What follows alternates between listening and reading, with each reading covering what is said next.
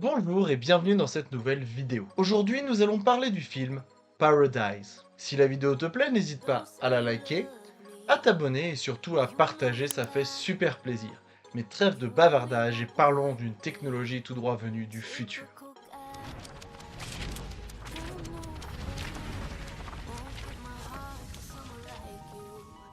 Axe. Paradise est un thriller allemand de pseudo-science-fiction. Sorti il y a un peu plus d'un an, le 24 juin 2023, il est disponible sur la plateforme Netflix. Réalisé par Boris Kunz, on découvre au casting Madeleine Tangzik, Kostja Ullmann, Corinna Kirchhoff ou encore Lisa Marie Korol pour ne citer que. Le budget pour ce film n'a pas été communiqué par Netflix. S'agissant du scénario, on y découvre Max et sa femme qui vivent un idylle dans un futur plus ou moins proche. Dans cette société, la durée de vie est devenue une monnaie d'échange. Cette technologie révolutionnaire pouvant à la fois enrichir les uns comme faire durer plus longtemps les autres, ou alors provoquer une mort prématurée si on donne trop de durée de vie, est vivement critiquée par certains, un certain groupuscule du nom de Adam. Quand le couple va perdre leur appartement dans un incendie plus ou moins naturel, Elena, la femme, va se voir demander par la banque et par l'assurance 40 ans de sa vie qu'elle avait mis en hypothèque en cas de problème. Scandalisé, l'homme qui autrefois travaillait pour l'entreprise qui développe cette technologie va partir dans une conquête, une sorte de vengeance pour récupérer les 40 ans volés à sa femme. Entre thriller, quiproquo, déshumanisation et désespoir, découvrez l'aventure d'un couple qui n'a plus rien à perdre dans une société en perpétuelle évolution. Vous en avez l'habitude? Nous verrons d'abord les points positifs, les points négatifs, et nous finirons par mon avis sur ce film. Commençons donc par les points positifs.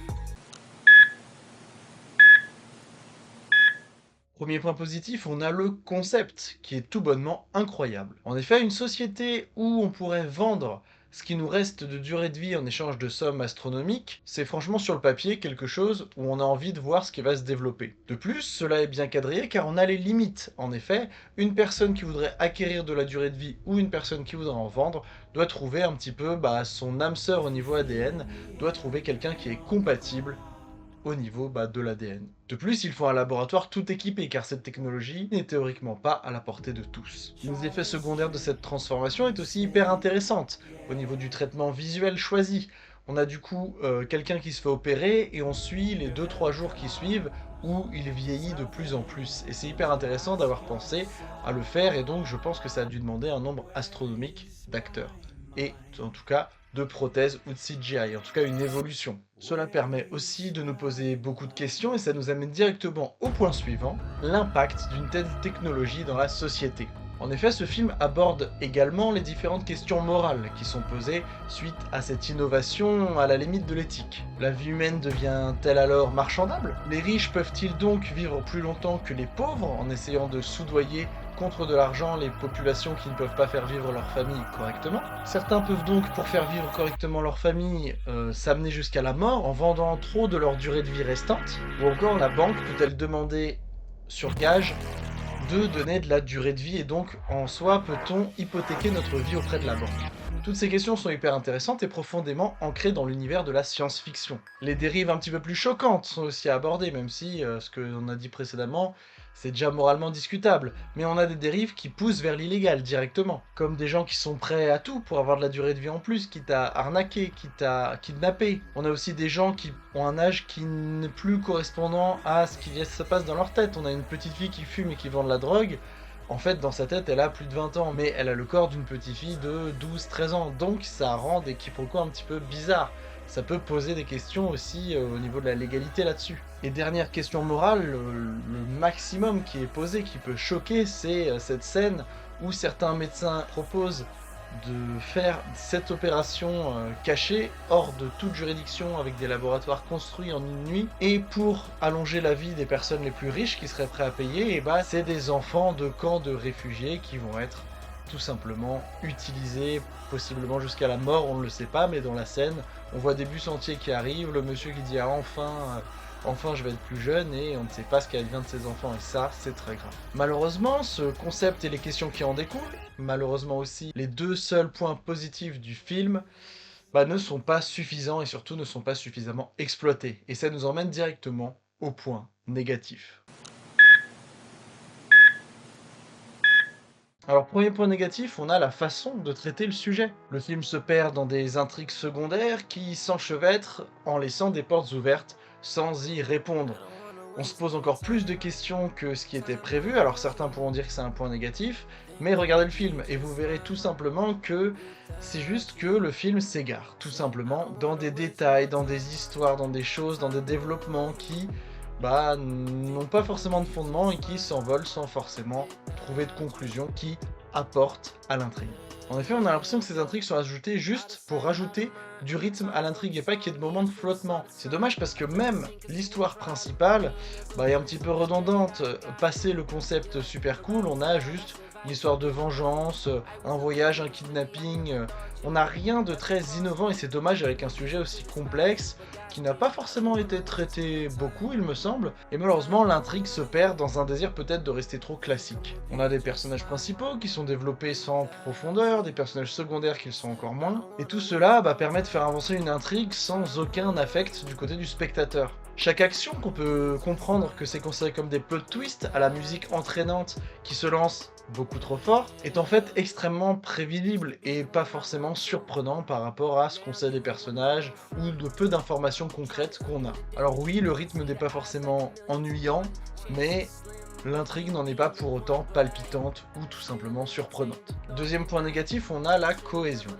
En effet, la base d'un film de SF, c'est d'être scientifiquement plus ou moins cohérent, avec des détails qui nous permettent de se dire que ça pourrait arriver dans un futur plus ou moins proche. Or ici, rien n'est expliqué. On a une sorte d'opération avec 3 grosses aiguilles qui sont enfoncées dans le flanc de la personne vieillit, il y a une histoire d'ADN, mais rien n'est expliqué. Que ce soit le côté ADN, le pourquoi du comment, on ne le sait pas. Le côté découverte, comment ils se sont rendus compte de ça, comment ça marche en fait. La science-fiction, c'est quelque chose où on peut se retrouver, où on peut comprendre comment c'est arrivé jusqu'ici. Là, c'est le flou artistique. Alors on est plus proche du coup d'une fantasy futuriste, à la Star Wars un petit peu, avec des choses où on ne sait pas comment c'est arrivé, on ne sait pas comment ça a été créé, mais c'est là, plus que de la science-fiction. Je pense par exemple récemment au Problème à 3 corps, ou ce genre de film, où on peut se dire ok, s'il y a cette découverte-là qui est faite, on peut arriver là-dessus. Ça pourrait arriver, cette technologie, mais on ne sait pas quand ça se place, on ne sait pas, d'autant plus que l'action semble un petit peu être de nos jours au niveau des véhicules, des bâtiments, de l'ameublement. Donc, mis à part les bâtiments ultra technologiques où il y a cette science qui est faite, ça nous fait pas voyager dans un futur et on n'a surtout pas les détails qui font qu'on est sur un bon film de science-fiction. Dernier point négatif, on a l'acting. Alors certes, on a des acteurs qui sont physiquement cohérents avec leur rôle, voilà, ce n'est pas déconnant. Toutefois, ils ne transpirent rien du tout. Le spectateur regarde le film et ne ressent rien.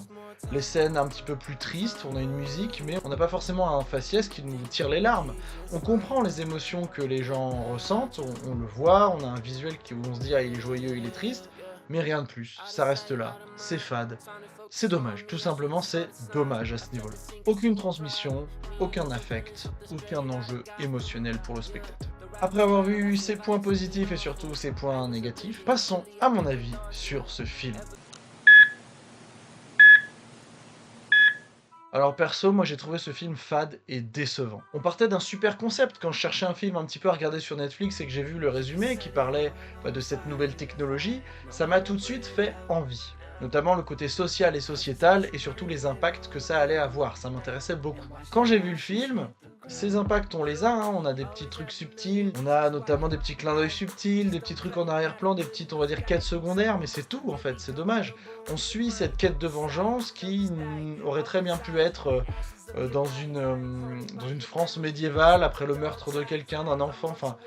Ça aurait pu être n'importe quel film de vengeance, film de quête de quelque chose, et là on est dans un contexte science-fiction qui n'apporte rien alors que le sujet était Moi, il me donnait trop envie de voir le film et ça m'a énormément déçu. Bon, vous me connaissez, je le répète souvent, moi les émotions ça joue. Et là, le fait d'avoir zéro émotion, alors qu'on a quand même un fond et une forme qui est atroce, des choses qui se passent où c'est immoral, c'est inhumain, et bah non, on est là, c'est horrible. Alors oui, c'est horrible, on le comprend, mais on n'est pas choqué, on n'a pas vraiment d'attache émotionnelle qui nous font ressentir des trucs, c'est vraiment trop dommage. Alors ensuite parlons des intrigues, les intrigues secondaires, l'intrigue principale, qui n'ont pas vraiment d'intérêt, qui ont un début certes mais pas vraiment de fin, qui se contredisent des fois avec des personnages qui changent d'avis d'un coup. Donc l'homme qui voulait à tout prix ponctionner les 40 ans, peu importe si c'est la scientifique ou sa fille, là il commence à se dire «Ah bah non, c'est la fille, non on le fait pas», et la femme qui était prête à se battre, à mourir pour ne pas ponctionner ses 40 ans, elle veut le faire quitte à abandonner son mari. La fin, on n'y comprend rien, ils étaient censés être un couple vraiment fidèle, et les épreuves les ont séparés. Ça fait un petit peu de fond, un petit peu de développement du personnage, mais sans forcément que ce soit des choses marquantes. C'est dommage, c'est vide, c'est fade. On s'attache donc pas à ces personnages, qu'on ne trouve pas assez cohérents pour s'identifier, des personnages qui donc changent d'avis, on n'a pas le temps de voir une personnalité ou une autre, et donc bah qui sont totalement pas marquants en fait, totalement oubliables. On a des scènes d'action pauvres et pas vraiment très bien chorégraphiées, avec des ralentis qui semblent vouloir cacher le fait qu'il y avait peut-être soit pas assez de budget, soit pas assez d'idées pour faire vraiment des scènes d'action grandioses. Excusez-moi, mais quand il y a une fusillade avec une telle armée à l'extérieur du bâtiment, il y a de quoi faire des choses incroyables. Et là, on a juste la fuite du mari avec des ralentis, il revient, il repart, il cherche des choses et tout ça. C'est vu et revu, et en plus mal fait. Pour moi, un film où seule l'idée de base est réussie, ça prouve peut-être un manque de travail, ou alors peut-être un manque d'idées. Je ne sais pas si c'est le cinéma allemand qui, moi, ne me plaît pas forcément. Je pense pas, parce qu'en série allemande, moi, qui m'a énormément marqué, il y a Dark, et là, on a de la profondeur de personnage, du développement. Donc, c'est pas ce type de cinéma, c'est vraiment ce film, et c'est bien dommage. Alors certes, tout n'est pas à jeter. L'idée et son développement, même si c'était pauvre, elle était là. On avait des références subtiles, on avait des choses qui peuvent être plutôt cool. Côté visuel, on avait une vraie identité visuelle, avec une ambiance plutôt chaude, lumineuse quand le couple est bien au début du film, jusqu'à l'incendie. Et à partir de l'incendie, on a une colorimétrie qui va un petit peu illustrer ce qui se passe dans la tête des personnages et qui va devenir de plus en plus sombre et de plus en plus froide, jusqu'à la scène finale où bah, on retrouve un petit peu de lumière quand tout s'est terminé, en tout cas pour la femme et pour le mari qui rejoint donc les révolutionnaires du groupe d'Adam. Le groupe d'Adam aussi plutôt cool mais trop inexistant. C'est cool d'avoir pensé à mettre des révolutionnaires qui font peur, qui sont prêts à tout, mais bah on dirait que c'est encore une fois une quête secondaire qui n'a pas été finie. Donc ils sont là, c'est cool, mais tout comme l'intrigue principale, il pourrait y avoir plus d'utilité, ça pourrait être plus développé de façon aussi cohérente. Pour moi, la scène que je garde en tête, et pourtant bah, c'est ni l'intrigue principale, et surtout très subtile, je pense que ça dure les 30 secondes à tout casser, c'est la scène où on voit ces bus qui viennent des camps de réfugiés avec des enfants pour du coup cette ponction illégale, peut-être jusqu'à la mort des enfants, mais encore une fois, on n'a vraiment pas de détails. On a la femme qui marche après sa ponction, et on voit du coup bah, ses enfants. C'est en arrière-plan, mais je trouve que c'est cool de l'avoir mis. Aussi, truc hyper intéressant et que j'ai trouvé plutôt cool, c'est la fin, avec du coup la fille qui s'est fait ponctionner ses 40 ans et qui limite supplie sa mère de lui en redonner, et la mère qui lui dit «Non ma fille, je suis trop importante pour la recherche», entre guillemets, tant pis pour toi. Ça montre la cruauté et l'égoïsme humain, et c'est ce que je cherchais à voir un petit peu plus dans ce film, avec notamment cette technologie. On le voit un petit peu dans le personnage d'Elena, qui au fur et à mesure, bah, veut pas mourir. On le voit un petit peu dans le personnage du mari de Max, mais là c'est un peu différent parce que c'est pour sa femme, c'est pas vraiment de l'égoïsme personnel. Et bah du coup on le voit dans cette scène finale avec la scientifique et sa fille. J'aurais pensé qu'il y en aurait plus, surtout avec un sujet comme ça. Malheureusement, un désir de subtilité et de détail, ou en tout cas un désir de vouloir tout aborder, mais sans que ce soit trop lourd, qui plombe le film et qui en fait quelque chose de fade. Dommage que ce film n'ait pas assumé le potentiel qu'il aurait pu avoir. Pour vous en douter, pour ce film, la note ne sera pas bien haute, puisque j'ai décidé de lui mettre la note de 5,5 sur 10. Alors s'agissant du futur de ce film, certes, l'histoire tellement ouverte, avec tellement de portes ouvertes, tellement de quêtes secondaires ouvertes, bah, pourrait faire une suite. Hein. Oui, il faudrait répondre à ces 1000 questions. On a l'homme qui s'engage chez Adam, on pourrait avoir la suite de est-ce qu'il va réussir à faire chuter cette société basée là-dessus. On a beaucoup de trucs en suspens qui pourraient amener du coup une suite, mais je pense clairement pas qu'il y en aura une. Notamment parce que, mis à part un démarrage en grande pompe sur Netflix, le film a vite coulé. Au niveau des critiques, que ce soit des spectateurs ou de la presse, plutôt spécifique, Allociné, Sens Critique, IMDb, les notes sont catastrophiques. Le film a à peine la moyenne, c'est quand même terrifiant. Donc, je pense vraiment pas qu'il y aurait une suite, et ce serait une très mauvaise idée, en tout cas pour Netflix financièrement, de financer cette suite. Donc, pas forcément de nouvel opus prévu. Le film est sorti il y a 1 an, on n'a pas de nouvelles. Je pense que Netflix a clôturé le chapitre. Donc des films de science-fiction chez Netflix, je dis oui.